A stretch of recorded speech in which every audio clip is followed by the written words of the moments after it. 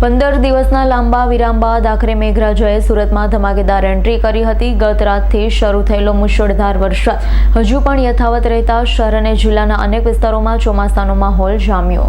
સુરતમાં મેઘરાજાની ધમાકેદાર બેટિંગ જોવા મળી રહી છે। ગત મોડી રાતથી શરૂ થયેલો વરસાદ પણ હાલ યથાવત છે। શહેર અને જિલ્લાના અનેક વિસ્તારોમાં ધોધમાર વરસાદ વરસતા વાતાવરણમાં ઠંડક પ્રસરી ગઈ છે અને લોકોને ગરમી તેમજ ઉકળાટમાંથી મોટી રાહત મળી।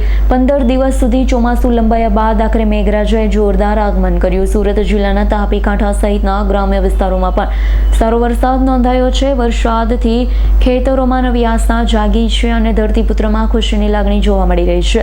વરસાદના આંકડાઓ મુજબ સુરત શહેરમાં 2.6 ઇંચ, તાપી વિસ્તારમાં 2.5, માંગરોળમાં 1.65, કામરેજમાં 1.65 ઇંચ, પલસાણામાં 1.34 ઇંચ અને અરેઠમાં 1.26 ઇંચ વરસાદ નોંધાયો છે। Bureau report S9 news Surat. અમારી તમામ માહિતીથી અપડેટ રહેવા માટે જોડાયેલા રહો S9 ન્યૂઝ સાથે।